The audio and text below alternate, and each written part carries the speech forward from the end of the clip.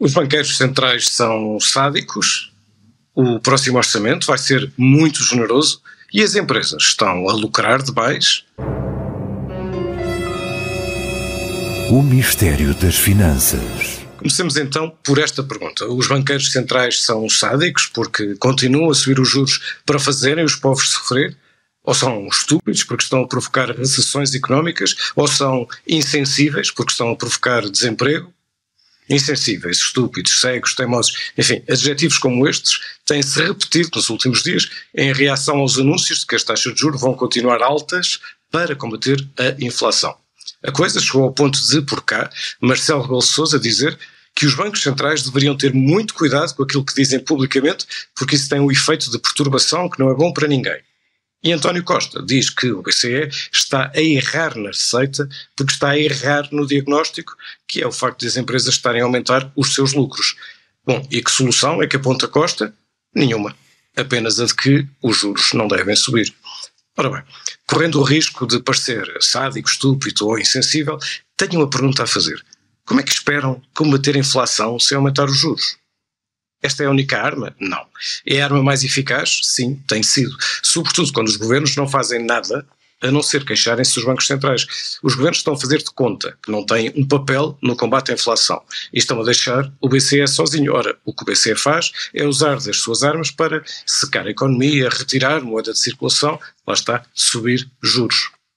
Não há maior sadismo do que o de não querer combater a inflação elevada, porque ela come tudo. Como os salários de hoje, como os salários de amanhã, e não há, até hoje, receita indolor quando a inflação entra em descontrole.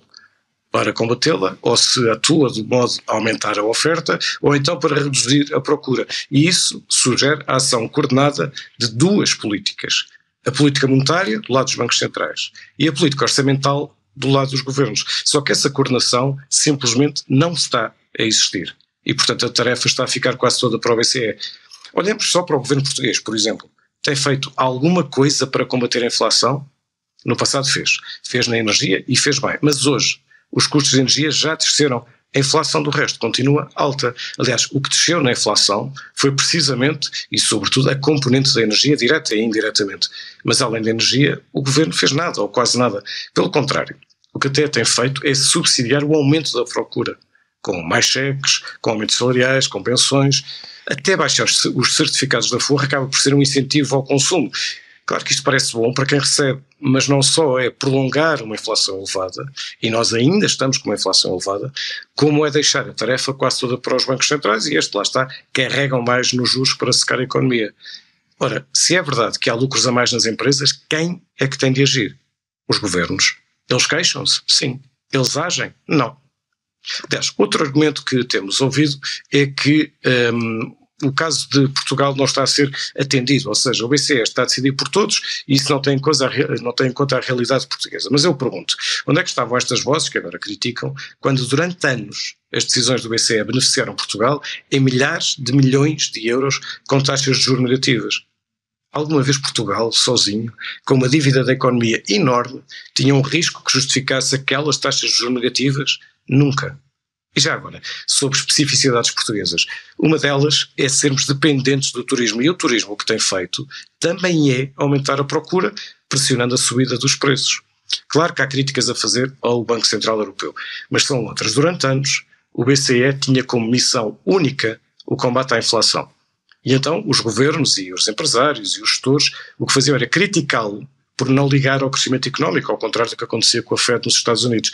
Ora, os políticos venceram e o BCE passou a ter como missão também o crescimento económico. E então despejou dinheiro na economia, os juros desceram, nós endividámos-nos alegremente ou tristemente e o combate à inflação foi negligenciado, sobretudo na pandemia. Aliás, ele foi bastante desvalorizado.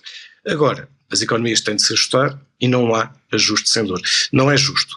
Mas ainda estou à espera que mostrem outra forma de lá chegar, em vez de andarmos a fazer de conta que a inflação desce sozinha.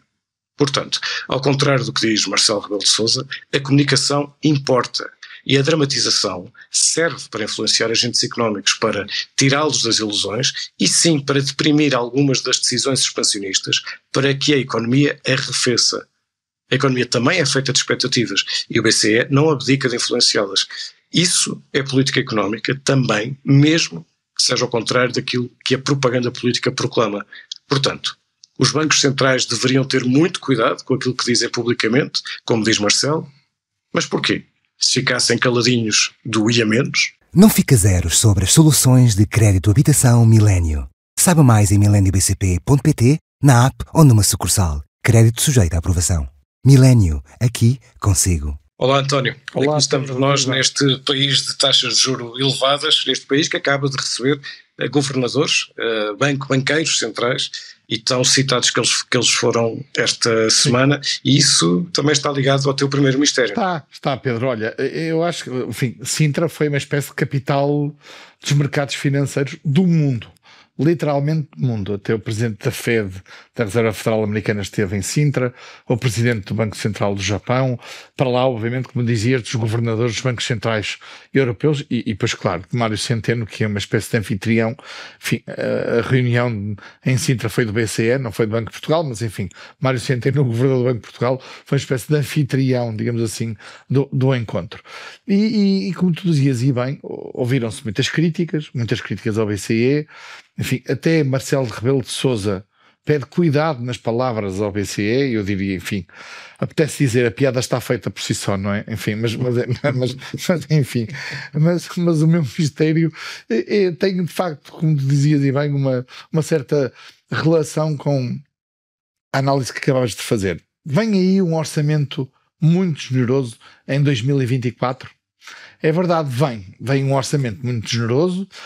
O primeiro-ministro António Costa, enfim, há dias sem gravata, num encontro partidário do PS no Funchal, dizia ou antecipava mais descidas do IRS, enfim, até fazia uma comparação que não é provavelmente muito justa, porque comparava o que está a prometer agora com a lotaria orçamental e dividendo orçamental que tem tido à conta da inflação, com as propostas do PSD de há 1 ano e meio, enfim, ou 2 anos, sem este contexto, e portanto a comparação não é muito justa, mas, enfim, ainda assim, prometendo mais descidas de IRS, sabemos vem aí aumentos de pensões, obviamente para pensionistas com baixas pensões percebe-se a necessidade, e eu diria até a obrigação de apoiar estes pensionistas, mas a verdade é que nós não podemos querer ter tudo, e o Presidente da República e o Primeiro-Ministro não podem querer ter tudo. Nós sabemos que o orçamento de 2024 vai ser particularmente generoso, eu diria 2 razões.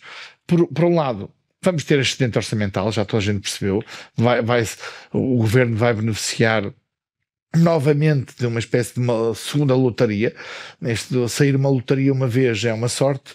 O governo de António Costa consegue ter 2 lotarias em 2 anos seguidos. Apontam-se já para um aumento da receita fiscal de ordem dos 4 mil milhões de euros face ao orçamentado. Ora, diria, isto é uma das razões. A outra razão é, obviamente, a situação política. Hoje, talvez seja razoável dizer que a probabilidade de haver eleições antecipadas é menor do que era aqui há umas semanas com o caso Galamba e todo o caso TAP. Ainda assim, nunca se sabe. Veremos também como é que vai correr, como é que vão correr as eleições europeias e, portanto, António Costa, a jogar pelo seguro, está, digamos, de alguma maneira a antecipar aquela máxima que os governos têm, que é medidas mais difíceis no início do ano e medidas mais fáceis, mais populares no fim do mandato, digamos assim. António Costa vai antecipar claramente o mandato e vai preparar esse risco, a possibilidade de antecipação do mandato, com um orçamento de Estado bastante mais generoso. Mas ora, isso, como tu dizias, tem uma relação direta com o BCE. Porquê? Porque o que Christine Lagarde disse não foi apenas que é necessário a Europa, a zona euro, preparar-se para mais juros. Também pediu aos governos mais contenção nos apoios orçamentais, porque isso em si mesmo é uma pressão sobre o consumo, logo sobre a inflação. Ora, um orçamento generoso, diria, para quem beneficia dele é muito útil. Enfim, qualquer um de nós pode preferir dizer, prefiro um orçamento mais generoso, porque apesar de tudo ajuda neste contexto. Mas o que o Governo deveria fazer verdadeiramente é ajudar ou apoiar quem mais precisa, com apoios muito bem direcionados, com apoios muito precisos às classes sociais, digamos assim, que estão a pagar de uma forma muito severa o que é este aumento de juros e a inflação. Aparentemente não é o que vai ser seguido, vai ser um aumento, vai ser um orçamento provavelmente generalizado e generoso de forma generalizada, e se calhar vai ser um travão a uma descida da inflação mais rápida, um abrandamento da inflação mais rápido do que o que todos gostaríamos. Vamos ver em outubro, saberemos o que é que vai acontecer. Sim, mas parece, pelo discurso político e pelas necessidades políticas de que falavas, aquilo que já se pronuncia são aumentos da função pública maiores do que até aqui. Sim. A função pública tem perdido, em termos reais, como sabemos, poder de compra, mas o número de funcionários públicos tem aumentado muito, não é? Portanto, um aumento salarial maior também significa um aumento da despesa fixa grande. E, por outro lado, é muito provável que tenhamos uma descida de impostos sobre o rendimento com mais visibilidade. Da última vez que o Governo anunciou uma descida do IRS, na verdade não foi descida nenhuma, foram os trocos, não é? Tirando alguns segmentos muito particulares. Sim, acho que agora não vão ser. Pedro, e a tua... Agora vai ser como se estivéssemos em eleições. Exatamente. E o teu mistério desta semana, Pedro? O mistério é se as empresas estão a lucrar demais. E isto tem uma resposta, na minha opinião, mais difícil de dar do que parece. Ou seja, aquilo que, no fundo, remete para aquilo que António Costa disse, não tu, mas o Primeiro-Ministro, de que grande parte desta inflação está relacionado com o aumento dos lucros das empresas. E isso parece comprovado por vários estudos. Vários bancos centrais e vários economistas têm feito estudos sobre esta questão nos últimos 2 anos, ou seja, sobretudo desde a pandemia, e agora foi o BCE que se juntou a esses estudos e o FMI também. O FMI disse há meia dúzia de dias que grande parte da inflação é gerada pelo aumento dos lucros das empresas. Porquê é que para mim isto é difícil é um tema difícil de abordar? Não é difícil, ele é complexo. Porque ele quase que subentende, dito assim de uma forma fácil, que era como se todos os patrões do mundo se tivessem juntado no quarto escuro e combinado entre si, vamos subir os lucros. Ou seja, dito desta maneira, só em mercados sem concorrência é que se conseguiria fazer isto. Sim. Ora, nós sabemos que podemos falar de alguns segmentos ou alguns setores onde há pouca concorrência, onde há dúvidas sobre a concorrência, mas na economia generalizada isso não se aplica. Um dos estudos que eu li recentemente se compunha as coisas de uma maneira simples. Quando olhamos para a inflação, estamos a falar de um aumento dos preços, não é um aumento generalizado dos preços. Sim. Então, as empresas, olhando para o lado das empresas, o que é que faz subir os preços? Um preço do lado das empresas é igual aos custos mais a margem de lucro. Portanto, para que os preços subam, das duas uma, ou se quisermos, das três uma, ou sobem os custos, ou sobra a margem de lucro, ou sobem as duas coisas.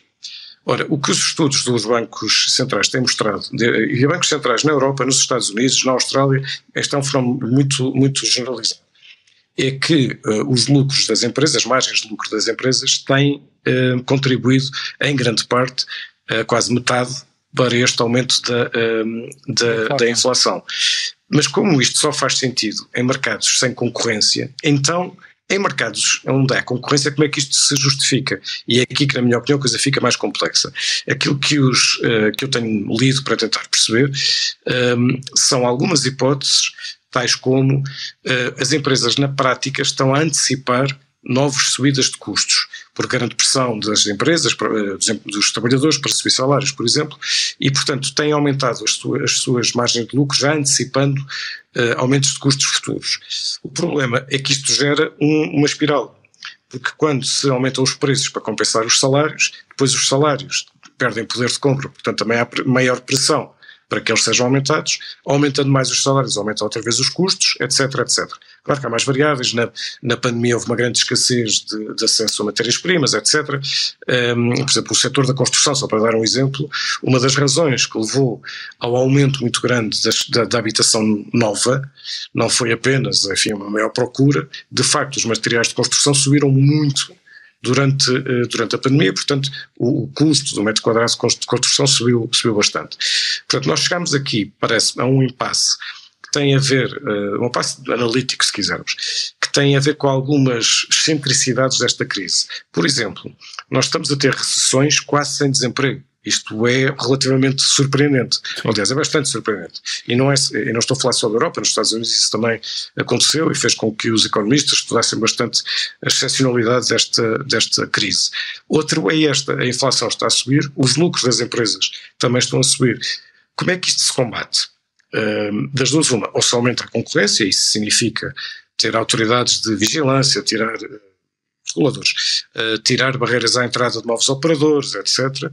Enfim, há soluções que não são de mercado, tabular preços, intervenções diretas e administrativas do Estado que normalmente correm mal, normalmente não, correm mal sempre, só muito excepcionalmente é que não correm mal, ou lá está, o discurso das autoridades, e é por isso que eu discordo de Marcelo Rebelo de Sousa, o discurso em si é uma ferramenta económica, porque é uma ferramenta que gera expectativas, que influencia expectativas. Ora, o discurso político tem sido, em Portugal e não só, tem sido está tudo bem. A economia está a crescer muito, nós estamos todos bem, há dinheiro para todos, vamos passar cheques. E isto gera fenómenos de consumo e menor poupança, nesta enorme vontade de fazer a economia crescer. Há por exemplo, em Portugal há um grande incentivo ao consumo, mas, por exemplo, o que nós vemos é que não há um investimento, que é um tipo de crescimento muito mais saudável. Sim. Estamos à espera do PRR e tal, mas tirando isso, como agora vimos, o governo interveio no mercado da habitação e o resultado foi uma quebra do investimento imobiliário. Enfim, já falámos disso aqui, que foi um sintoma de como o governo não sabe fazer as coisas. Portanto, esta questão, eu percebo a utilidade política, dizer a culpa é do BCE, a culpa é dos lucros das grandes empresas, mas a resolução disto é muito mais difícil do que parece. E uma das ferramentas da solução é o discurso público. Sim, é verdade. Deixa-me só acrescentar um ponto, porque o BCE também é verdade, e o FMI também, notaram que os lucros, e diria as margens das empresas têm contribuído de forma significativa para isso, mas o BCE também veio dizer, aliás com uma reação muito forte, por exemplo do Bloco de Esquerda e do PCP nestes dias, que os aumentos salariais também estão a provocar uma pressão sobre a inflação, e Christine Lagarde de facto também referiu isso. Mas isto parece-me um bocadinho uma coisa que é, o BCE na verdade atribui responsabilidades a todos, menos a si próprio, não é? E isso também é preciso ser contado. Isto é, a expansão monetária que houve na zona euro, não só, mas em particular na zona euro, nos últimos anos, não é de agora, mas nos últimos anos, e que, obviamente, criou, digamos, ela própria uma pressão inflacionista pela quantidade de dinheiro que pôs à disposição de toda a gente no mercado. Ora, houve uma compressão, nós sabemos, pela pandemia, não foi também só aqui, na zona euro, na Europa, na verdade no mundo, porque as pessoas foram obrigadas a ficar em casa. As poupanças aumentaram. A saída da pandemia também provocou ela própria um aumento muito significativo de consumo. Obviamente a guerra veio atenuar isso, mas os efeitos já estavam lá atrás. Um aumento muito particular do consumo. Porquê? Porque o quantitative easing, digamos, esta expansão monetária destes anos pós-crise de 2010, 2011, crise dos mercados que afetou também Portugal, como sabemos, com a intervenção externa, também criou as condições para uma inflação como a que temos agora. E isso foi responsabilidade do BCE, porque não só expandiu muito, respondendo, na verdade, à pressão política dos governos para salvar o euro, para salvar os países com dívida pública muito elevada, para um conjunto de razões, não a estabilidade de preços. Depois acrescentou a isso, digamos, uma chegada muito tardia ao que era evidente que era a subida e que não era apenas temporária dos preços, atuando muito tarde e, portanto, atuando de uma forma muito mais drástica, e hoje até para recuperar, como sabemos, uma certa credibilidade, mantém, e eu aí, quanto a mim bem, o pecado não está agora no que está a dizer, o pecado está lá atrás, mantém este objetivo muito claro, que é, enquanto não for claro que a inflação vai baixar para a casa dos 2%, nós não vamos tirar o pé o pé de travão, se quiseres, nos juros. E depois há uma terceira dimensão, que essa só vamos conseguir perceber a prazo. Há alguns economistas, Ricardo Reis, por exemplo, nestes dias, e esteve presente em Sintra, abordava esse tema, e não há muitos estudos sobre o assunto. É perceber se os 2% de inflação não estão realmente ultrapassados na fase do ciclo económico em que estamos a viver. E é uma fase do ciclo económico, não apenas em Portugal, mas na zona euro e no mundo também, é preciso dizê-lo, que tem dois pilares. A transformação, digamos, digital, a transição digital e a transição energética, climática, que custa muito dinheiro e que ela própria põe uma pressão enorme sobre os preços. Portanto, fica a dúvida, para lá deste sacudir de responsabilidades do BCE, é para as empresas, é para os aumentos dos trabalhadores e não exatamente para a sua atuação, também fica a dúvida se em algum momento dos próximos meses não vamos ter uma discussão sobre se a taxa desejável de inflação não passará a ser 3 a 4% e não 2% como aquela que o BCE nos anda a vender, digamos assim. Isso muda tudo, se assim for, de facto isso vai mudar uma espécie de paradigma das últimas décadas. Muda tudo, vamos ver. António, mas assim chegamos aqui também à nossa boa e má moeda desta semana. Queres começar pela boa e má moeda? Vamos a isso. Olha, eu como boa moeda desta semana tenho o gestor João Manso Neto. Enfim, não é provavelmente dos gestores mais conhecidos, sendo dos melhores, e há muitos anos, não é de agora. Sempre foi um gestor discreto, digamos assim, e eu destaco porque ele foi considerado o CEO do ano nos prémios IRG Awards, que de resto, quer a CNN, quer o ECO, foram parceiros de mídia. E João Manso Neto foi, digamos, nomeado para a categoria de CEO do ano, CEO Award, juntamente com, vamos lá ver se a memória não me falha, Miguel Maia, Paulo Macedo e também aqui a faltar um terceiro nome que eu vamos já recordar. Mas, enfim, João Manso Neto foi nomeado e ganhou este prémio e, de facto, é preciso contar muito rapidamente a história deste gestor. Era presidente da EDP Renováveis, com António Mexia foi alvo, digamos assim, de um processo que ainda está a correr, não há sequer acusação na verdade, mas são arguídos, por um processo que ficou conhecido como o caso das rendas EDP. Foi obrigado num determinado momento, numa decisão, que acabou aliás por vir mais tarde a ser anulada, mas que produziu efeitos à data, do juiz Carlos Alexandre, que foi serem impedidos de continuar em funções António Mexia como presidente da EDP, João Manso Neto como presidente da EDP Renováveis e administrador da EDP. Obviamente que saíram da EDP, foram obrigados mesmo a sair, aliás nem podiam entrar nas instalações. Entretanto o mandato terminou, os dois gestores recorreram, acabaram por lhes ser dada razão na forma como lhes foi imposta a saída da EDP. Enfim, o processo judicial, uma eventual acusação que ainda não existe, veremos o que é que vai suceder, mas a verdade é que houve um grupo empresarial, que conhecemos porque também está nos mídias, são os donos da Cofina, onde digamos, o mais conhecido é Paulo Fernandes, tinham um negócio que era um pequeno negócio de biomassa, ainda há 3 ou 4 anos, quer dizer, há mais anos, mas há 3 ou 4 anos continuava a ser um pequeno negócio de biomassa, com enorme potencial, mas sem sair provavelmente de uma situação ainda de gestão e de ver o que é que dava. Paulo Fernandes e, enfim, os outros acionistas da Altri, à data, decidiram contratar João Manso Neto para liderar o negócio das energias renováveis do grupo. A verdade é que em 3 anos, agora conhecida Green Volt, passou de um negócio muito pequeno para entrar em bolsa há 2 anos por 500 milhões de euros, com uma valorização da ordem dos 500 milhões de euros, e hoje, à data que estamos a gravar este nosso podcast de Ministério das Finanças, vale cerca de 850 milhões de euros. E continua a crescer. E de facto merece a boa moeda porque recupera de um processo que não é fácil, para o próprio, obviamente, volto a dizer, ainda sequer sem qualquer acusação, mas recupera e lidera um projeto que ganha uma escala absolutamente brutal, surpreendente para mim, confesso, não esperava esta valorização em tão pouco espaço de tempo, abona a favor do próprio e como na última nota, Pedro, é que as lideranças contam mesmo, fazem mesmo a diferença.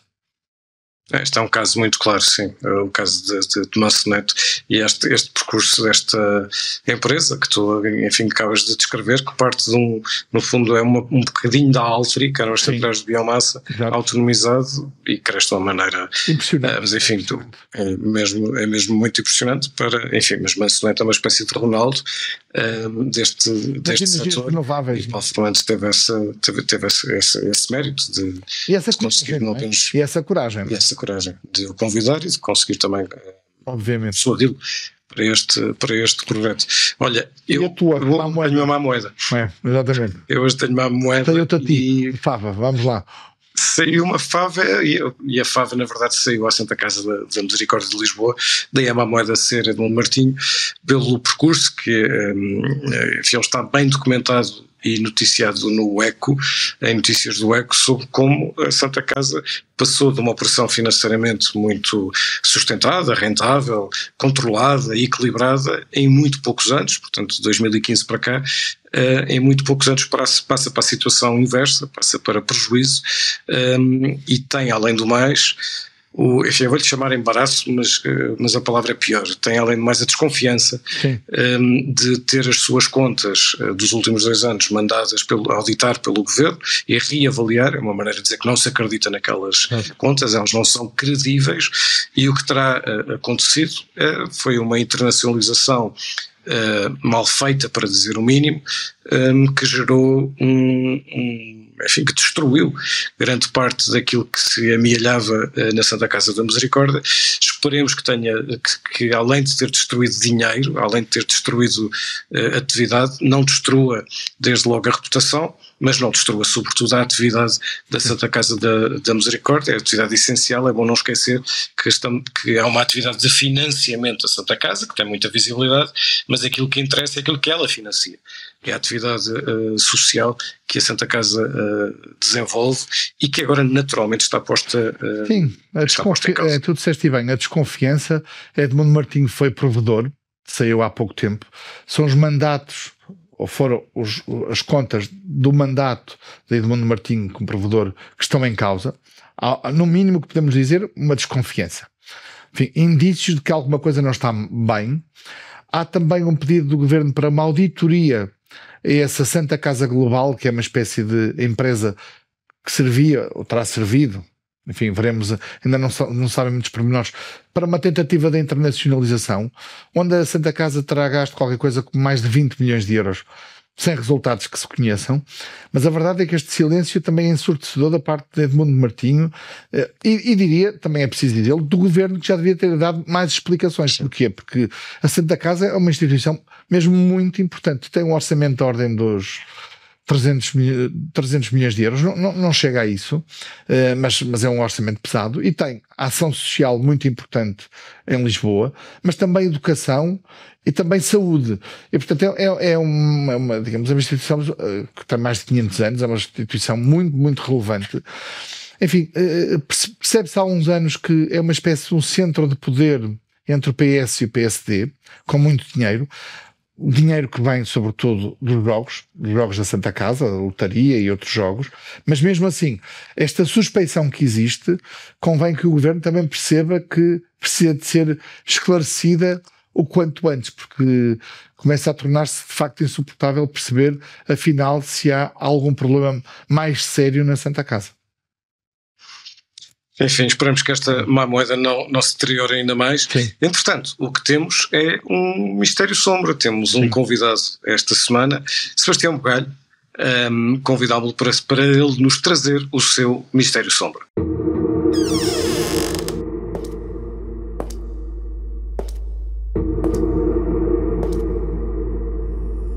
Olá António, olá Pedro, muito obrigado pela generosidade do vosso convite para um podcast que ouço regularmente, até para me socorrer, dado o meu analfabetismo com as aritméticas. Portanto, em primeiro lugar, um obrigado por convidarem um rapaz das letras para uma conversa que é habitualmente tida entre homens dos números.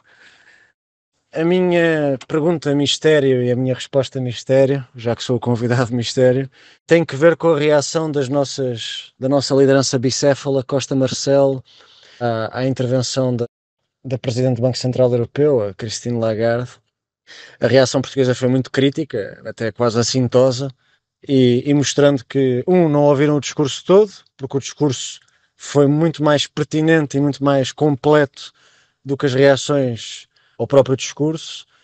E em segundo lugar, a minha pergunta é porque é que, a questão que gostava de deixar no podcast, no vosso podcast de hoje, é porque é que os nossos dois líderes mais populares e mais poderosos, Costa e Marcelo, preferem criticar o Banco Central Europeu, falarem sequer da Caixa Geral de Depósitos e do papel importantíssimo que como banco público poderia dar, nomeadamente os sinais que poderia dar ao mercado, subindo a taxa de juros dos depósitos, dando um sinal ao resto da banca, que assim, em vez de estar sentada confortavelmente no negócio inevitável que é os juros dos depósitos, ficava obrigada pelo menos a concorrer com a Caixa, que assim desempenharia uma função de equilibrador do mercado.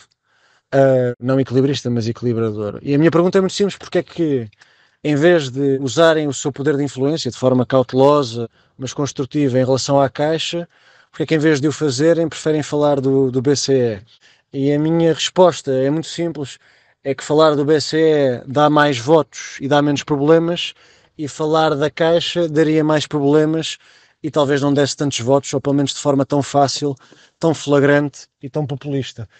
É triste, e é até um pouco ingrato dizê-lo assim, mas é um bom exemplo, até neste microcosmos que acaba por afetar todos, mas que não deixa de ser uma bolha da linguagem do setor financeiro, que até aqui, onde ambos poderiam fazer a diferença e ter um impacto brutal na vida dos depositantes e dos portugueses no geral, que António Costa e Marcelo Rebelo de Sousa prefiram fazer o brilharete de criticar o BCE quando sabem que as suas críticas serão absolutamente indiferentes para Frankfurt, em vez de darem sinais construtivos na direção do campo pequeno, onde certamente a sua palavra não seria tão indiferente, mas cujo seu silêncio continuará assim a deixar toda a situação indiferente àquilo que poderia ser na verdade.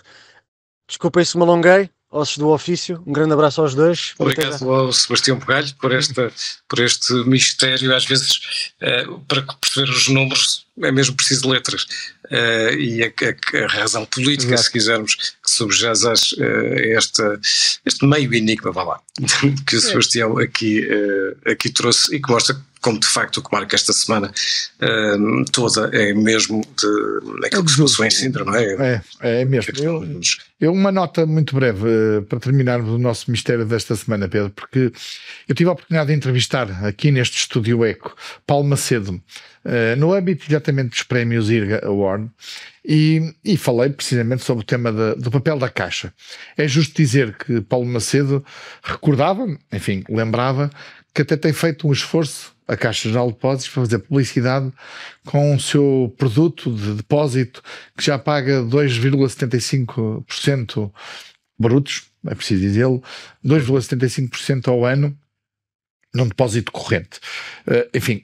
A verdade é que me parece que, para lá de não ser claramente suficiente, é o que se percebe, se essa iniciativa fosse suficiente, a concorrência tinha atuado, isto é, tinha sido mais, teria havido uma resposta mais rápida, digamos assim, mais visível dos outros bancos e dos outros grandes bancos, não conto com os pequenos bancos, mas a verdade é que eu tenho aqui se calhar à pergunta do Sebastião, tenho aqui uma explicação, uma possível leitura.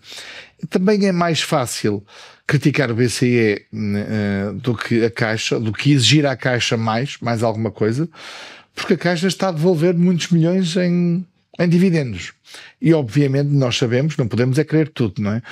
Que mais juros de remuneração da Caixa, ou menos cobrança de comissões, por exemplo, no final do dia são menos resultados. E menos resultados são menos lucros são menos dividendos para António Costa e para Fernando Medina. E se calhar isso também não deve ajudar muito, e por isso talvez isso também explique que o governo poupe a Caixa a essa exigência, digamos assim, pública, vamos lá dizer assim. Sim, não é muito arriscado estimar lucros na casa dos 1.000 milhões de euros este ano da Caixa de Depósitos. Enfim, vamos ver. Estou a fazer quase projeções na costa do envelope, como se costuma dizer. Não é muito arriscado, e grande parte disso vai para o Estado sob a forma de dividendos, como dizias. António, vamos ficar por aqui neste episódio. Muito obrigado também por ter estado desse lado a acompanhar-nos e ouvir-nos. Nós voltamos na próxima semana. Sim. Até lá. Um abraço, Pedro. O mistério das finanças. Não fica zeros sobre as soluções de crédito habitação Milênio. Saiba mais em mileniobcp.pt, na app ou numa sucursal. Crédito sujeito à aprovação. Milênio, aqui consigo.